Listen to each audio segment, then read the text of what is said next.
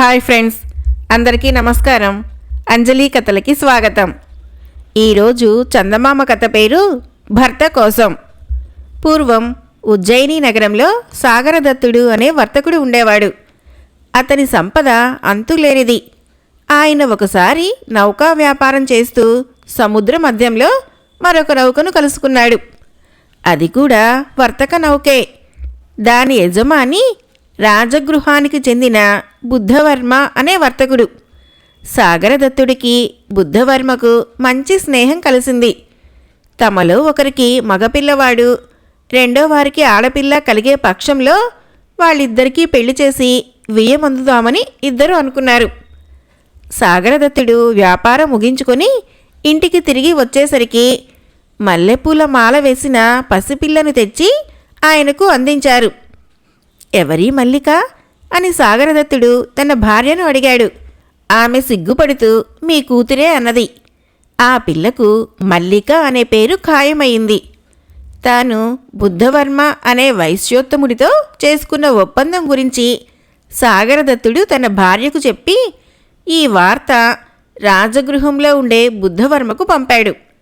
బుద్ధవర్మ వర్తకానికి బయలుదేరే సమయానికే ఆయన భార్య నిండు చూలాలు. అందుచేత ఆయన ఇంటికి తిరిగి వస్తూనే భార్యను ఏం బిడ్డను కన్నావు అని అడిగాడు. ఆమె తాను కన్న బిడ్డను తెచ్చి భర్తకు చూపించింది. వాడు ఎముకల పోగు, వాడికి ఒకటే కన్ను, దానికి తోడు గూని కూడా ఉన్నది. ఈ ఒంటని ఎందుకు కన్నావు అని బుద్ధవర్మ భార్య పైన విసుక్కున్నాడు. తండ్రి అలా అనటం మూలాన ఆ కుర్రవాడికి ఓష్ట్రుడు అన్న పేరు ఖాయమైంది. ఇంతలో సాగరదత్తుడికి కుమార్తె కలిగినట్లు వార్త వచ్చింది. వార్త తెచ్చిన మనిషికి ఉచితమైన స్వాగతం చెప్పి బుద్ధవర్మ తన భార్యతో చూడు ఏమైందో, ఇప్పుడు మనం ఏమని కబురు పంపాలి అన్నాడు. అడిగారు గనక నా సలహా వినండి. వర్తకుడు తన స్వార్థం కోసం నిజాన్ని అబద్ధాన్ని సమన్వయించాలి. మనకు కొడుకు కలిగాడని చెప్పండి, అందులో అబద్ధం లేదు కదా. వాడిది వర్ణనాతీతమైన ఆకారమని తెలపండి. వాడి స్వరూప స్వభావాలు కూడా తెలుసుకోవలసిందేనని కబురు చేయండి. అంతేగాని సాగరదత్తుడి సంబంధాన్ని వదులుకోవద్దు. లక్ష్మిని కాలతనరాదు అన్నది బుద్ధవర్మ భార్య. బుద్ధవర్మ సాగరదత్తుడి దూతకు తన భార్య చెప్పమన్నట్టే చెప్పి దారి బత్తం ఇచ్చి పంపించేశాడు. 8 ఏళ్ల పాటు ఇలాగే రాజగృహ ఉజ్జయిని నగరాల మధ్య రాయబారాలు సాగాయి.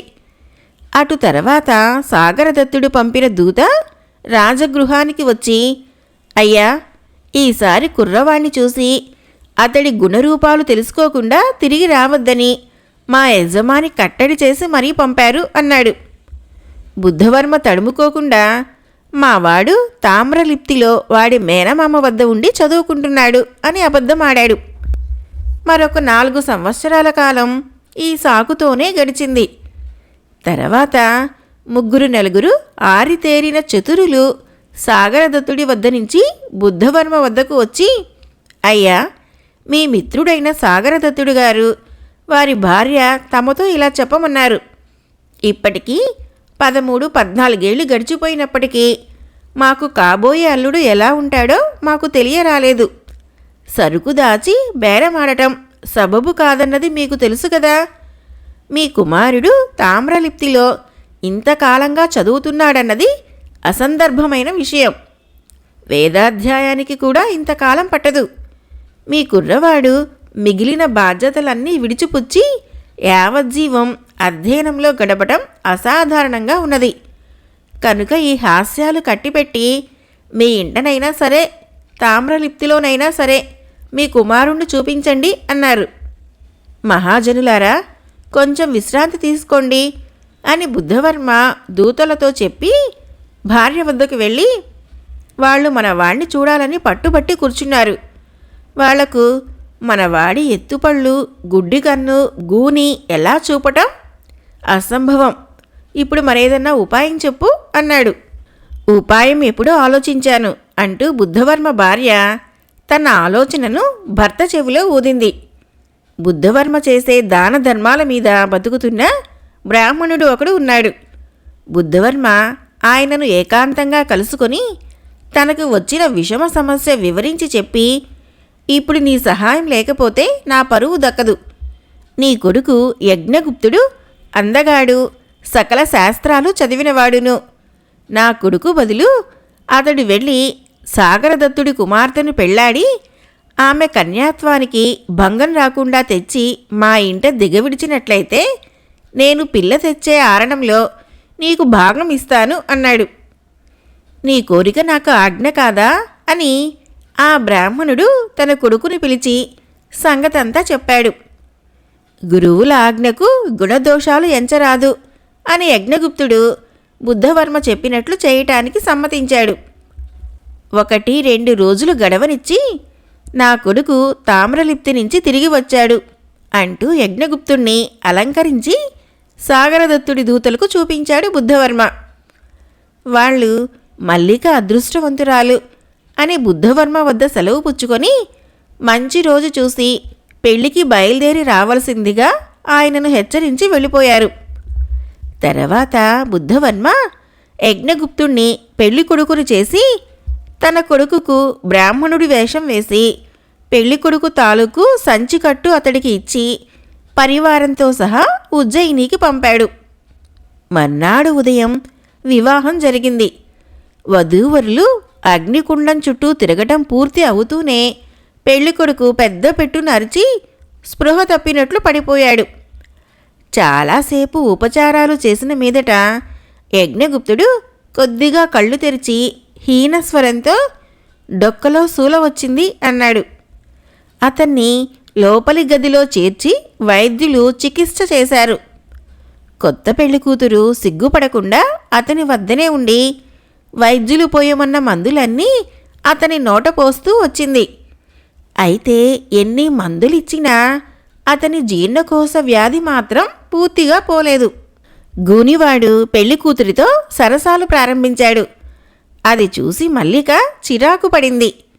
యజ్ఞగుప్తుడు ఆమెతో, హాస్యగాడి మీద ఆగ్రహిస్తావేమిటి?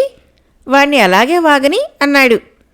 కానీ గూని వెధవ అసలు రహస్యం ఎక్కడ బయట పెట్టేస్తాడోనన్న భయం యజ్ఞగుప్తుడిని బాధించసాగింది. అందుచేత అతను సాగరదత్తుడితో, నాకు మా తల్లిదండ్రుల్ని చూడాలని ఉన్నది అన్నాడు.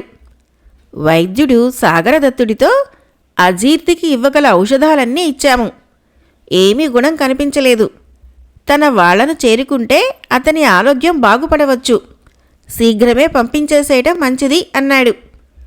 సాగరదత్తుడు తన కుమార్తెను అల్లుణ్ణి ప్రయాణానికి సిద్ధం చేయించి ఆమెకు భరణంగా తాను ఇచ్చే వస్తు సామాగ్రిని అనేక ఒంటెల మీద వేయించి దాసీ జనాన్ని అంగరక్షకులను ఇచ్చి రాజగృహానికి పంపేశాడు.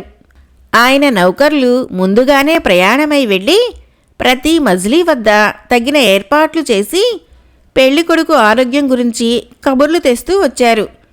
ఒక్కొక్క మజిలీ దాటుతున్న కొద్దీ మారు పెళ్ళికొడుకు మాయ జబ్బు నయమవుతూ వచ్చింది. రాజగృహం చేరేసరికి అతను సంపూర్ణ ఆరోగ్యం పొందాడు. ఈ వార్త అందగానే సాగరదత్తుడు ఆనందభరితుడై ఉజ్జయినిలోని అన్ని వర్ణాల వారికి అంతులేని దానాలు చేశాడు. బుద్ధవర్మ తన కోడల్ని చూసి మహదానందం చెందాడు. ఆ రాత్రి వధూవరులను శోభనపు గదికి పంపించారు. ఆ గదిలో మల్లికతో పాటు ఆమె చెలికత్తెలు, గూనివాడు, యజ్ఞగుప్తుడు కూడా ఉన్నారు. ఈ గూనివాడు ఈ గదిలో ఎందుకు ఉన్నాడు అనుకున్నది మల్లిక. పానకంలో పుడకలాగా ఈ బ్రాహ్మణుడు ఇక్కడ దేనికి అనుకున్నాడు గూనివాడు. సందర్భం గ్రహించి యజ్ఞగుప్తుడు వెళ్ళిపోవటానికి లేచాడు. అది చూసి మల్లిక, అయ్యో మీరెక్కడికి పోతున్నారు, నా గతి ఏమిటి అని ఆక్రోశించింది. నీకు వచ్చిన దుర్గతి ఏమీ లేదు. విధి నీకు ఏ ముగ్గుణ్ణి రాసిపెట్టిందో వాడితో జీవయాత్ర సాగించు. ఇందులో నా వంతు పాపభారం మాత్రమే అంటూ యజ్ఞగుప్తుడు బయటికి వెళ్ళిపోయాడు. గూనివాడు మల్లికను పట్టుకొని ఆపబోయాడు.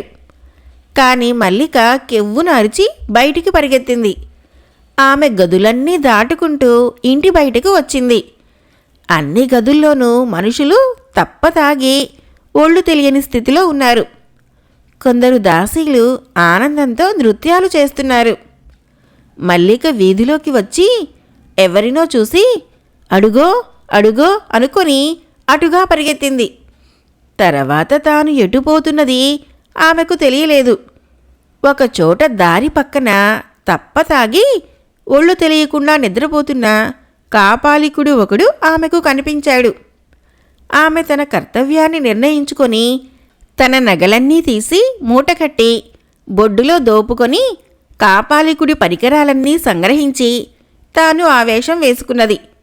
తాను కూడా తాగి ఉన్నట్టు తూలుతూ నగరం దాటి ఒక గ్రామం కేసి వెళ్ళింది. ఆ గ్రామంలో ఒక జుట్టు పండిపోయిన ఆడది తన ఇంటి ముందు అరుగు మీద ఏకులు ఒడుకుతూ మల్లికకు కనిపించింది. ఆ ముసలిది కోపంగా ఈ బుద్ధవర్మ ఎటువంటి నీచుడు అని గొణుక్కుంటున్నది. ఎందుకమ్మా ఆ మహాత్మును తిడతావు అన్నది మల్లిక. నాయనా, లోకమంతా కోడై కూస్తుంటే నువ్వు వినలేదా అన్నది ఆ వృద్ధురాలు. మల్లికను చూసి మగవాడే అనుకుంది. ఇంతలో చాటింపు వినపడింది. బుద్ధవర్మ కోడలి జాడ తెలిపిన వారి దరిద్రం తీరిపోతుంది. ఆమెను దాచిన వాళ్ల పీక తెగిపోతుంది. ఇది రాజాజ్ఞ. బ్రాహ్మణ స్త్రీ ఆనంద బాష్పాలు రాలుస్తూ, భేష్, మల్లికా పారిపోయావా? ఆ గూనివాడితో కాపురం చేయకు. నీ భర్త యజ్ఞగుప్తుడే అని పైకి అనేసింది.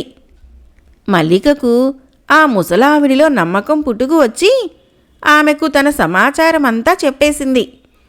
ముసలావిడ మల్లికను ఆప్యాయంగా కౌగలించుకొని లోపలికి తీసుకుపోయి కాపాలిక వేషం విప్పదీసి చక్కగా నలుగు పెట్టి స్నానం చేయించింది. మర్నాడు ఉదయం మల్లిక కాపాలికుడి వేషం ధరించి నగరానికి తిరిగి వెళ్ళేసరికి అక్కడ జనం గుంపులు గుంపులుగా చేరి గొడవగా మాట్లాడుకుంటున్నారు. మల్లిక ఒక మనిషిని విశేషం ఏమిటని అడిగితే ఆ మనిషి, ఏముంది, ఇక్కడ బుద్ధవర్మ అనే వర్తకుడికి ఒంటెగాడని ఒక గూని కొడుకున్నాడు. ఒక పనికి మాలిన బ్రాహ్మణ కుర్రాడి ఒకడు రత్నంలాంటి పిల్లను పెళ్లాడి తెచ్చి ఆ గూనివాడికి నైవేద్యం పెట్టాడు.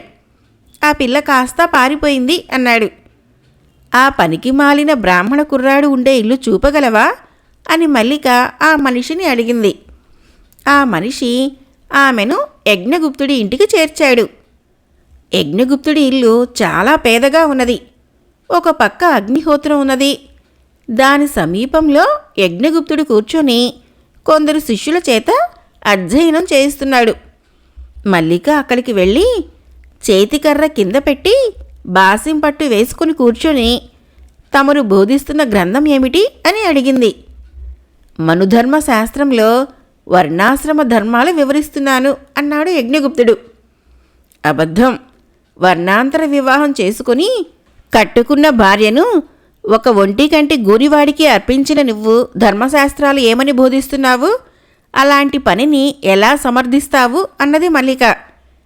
తండ్రి ఆజ్ఞను పాలించటం కొడుకు ధర్మం. రాముడు ఏం చేశాడు అన్నాడు యజ్ఞగుప్తుడు. నువ్వు అవతార పురుషుడితో వంతు వస్తున్నావా? సరే, తండ్రి ఆజ్ఞ ప్రకారం పెళ్లాడావు. ఆమెను ఏమని వదిలేశావు అన్నది మల్లిక. యజ్ఞగుప్తుడు ఆ ప్రశ్నకు సమాధానం చెప్పలేకపోయాడు. మల్లిక మధ్యాహ్నం దాకా అక్కడే కూర్చొని భిక్షమెత్తుకునే మిష మీద వెళ్ళిపోయి బ్రాహ్మణ స్త్రీ ఇంటికి చేరుకున్నది. అది మొదలు ఆమె కొన్ని రోజుల పాటు యజ్ఞగుప్తుడి ఇంట పగలు, బ్రాహ్మణ స్త్రీ ఇంట రాత్రి గడుపుతూ వచ్చింది. యజ్ఞగుప్తుడు పాపకార్యానికి ఒడిగట్టినది దారిద్ర్యం వలనే అని గ్రహించిన మల్లిక అతన్ని ధనాశతో ఆకర్షించ నిశ్చయించుకుంది. ఆమె బ్రాహ్మణ స్త్రీ ద్వారా తన ముత్యాలహారం అమ్మించి అమ్మగా వచ్చిన బంగారము, వెండి, రాగి పాత్రలలో నింపి వాటిని గ్రామం బయట గుర్తుగా ఒకచోట పాతిపెట్టింది. తర్వాత ఆమె యజ్ఞగుప్తుడితో, నా వంటి వాళ్ళు ఒకచోట చాలా కాలం ఉండరాదు. నీ మీద వాత్సల్యం కొద్దీ 5 రోజులు గడువు దాటి ఉండిపోయాను. ఇక కాశీయాత్రకు బయలుదేరాలి. మరొక సంగతి ఏమిటంటే, నా దగ్గర మహాకాళ మంత్రగ్రంథం ఉన్నది. దాని సహాయంతో భూమిలో ఉండే నిధి నిక్షేపాలు తెలుస్తాయి. ఇటీవల ఒకచోట ఒక చిన్న నిక్షేపం ఉన్నట్లు గమనించాను. కావాలంటే నా వెంట వచ్చి దాన్ని తీసుకో అన్నది. యజ్ఞగుప్తుడు నమ్మకస్తులైన ఒకరిద్దరు శిష్యులతో సహా ఆమె వెంట వెళ్ళి రాగి పాత్రలను ఇంటికి తెచ్చుకున్నాడు. అతను సంతోషంగా ఈ వార్త తండ్రికి తెలిపి కాపాలికుడి వద్ద మహాకాళ మంత్రగ్రంథం ఉన్నదని కూడా చెప్పాడు. ఎందుకొచ్చిన వేదనరా, వదిలయ్యి ఆ కాపాలికుణ్ణి ఆశ్రయించి ఆ మహాకాళ మంత్రం నేర్చుకో. ఆ పుస్తకం నీకు దొరికేదాకా ఆ కాపాలికుడి అడుగులకు మడుగులొత్తు అన్నాడు యజ్ఞగుప్తుడి తండ్రి. తండ్రి ఇలా అనగానే యజ్ఞగుప్తుడు ప్రయాణానికి సిద్ధమవుతున్న మల్లికతో, స్వామి, నేను తమ వెంట తీర్థయాత్రలు చేస్తాను. నా వంటి పాపాత్ముడికి అంతకన్నా మంచి మార్గం ఏమున్నది అన్నాడు. ఆమె అతన్ని వారించటానికి ప్రయత్నిస్తున్నట్లు కొంతసేపు నటించి ఒప్పుకున్నది. ఇద్దరూ కలిసి కాశీకి వెళ్లారు. అక్కడ కొంతకాలం ఉండి నైమిసారణ్యం మీదుగా గంగాద్వారానికి వెళ్లారు. అక్కడ నుంచి కురు, పుష్కర, మహాలయ పుణ్యక్షేత్రాలు చూసి ఉజ్జయినికి బయలుదేరారు. మల్లిక అతనితో, నువ్వు ఉజ్జయినికి రావటం మంచిది కాదు. అక్కడ నువ్వు మహాద్రోహం చేశావు. ఉజ్జయిని వాసులు నిన్ను క్షమించరు. అందుచేత ఇక్కడి నుంచి నువ్వు ఇంటికి వెళ్ళిపో అన్నది.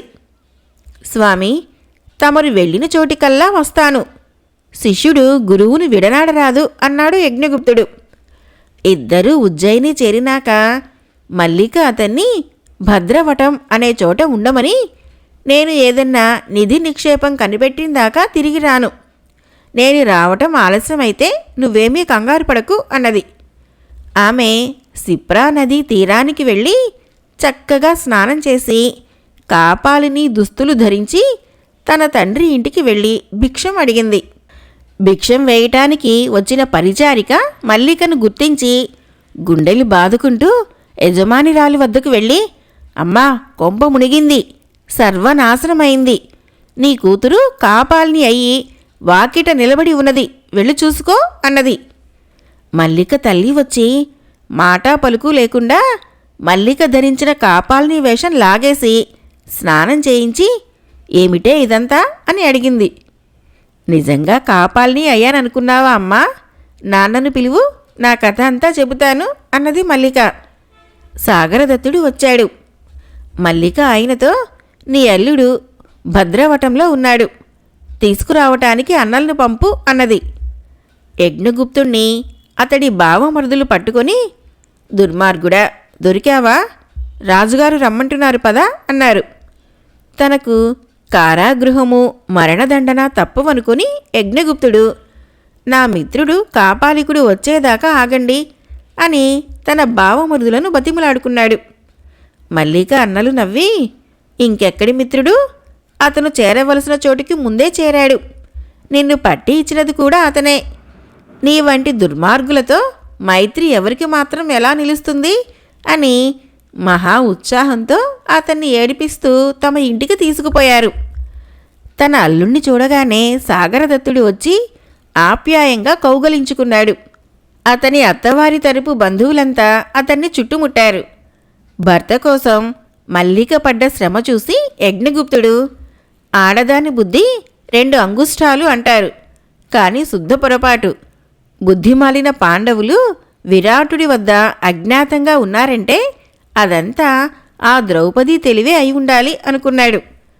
మల్లిక కథ అంతా ఆ దేశపు రాజుకు తెలిసింది. ఆయన మల్లికను యజ్ఞగుప్తుణ్ణి పిలిపించి అతనికి ధనము, అగ్రహారాలు ఇచ్చి, అమ్మాయి, నీ భర్త తన బ్రాహ్మణ విధులు సరిగ్గా నిర్వర్తించేటట్లు నువ్వే చూసుకోవాలి అన్నాడు. యజ్ఞగుప్తుడు తన భార్యను ప్రేమగా చూసుకుంటూ సుఖంగా జీవించాడు. కథ అయిపోయింది. ఫ్రెండ్స్, నా కథలు నచ్చినట్లయితే మన ఛానల్ని తప్పకుండా సబ్స్క్రైబ్ చేయండి, లైక్ చేయండి, షేర్ చేయండి, మంచి కామెంట్ చేయండి. Thank you.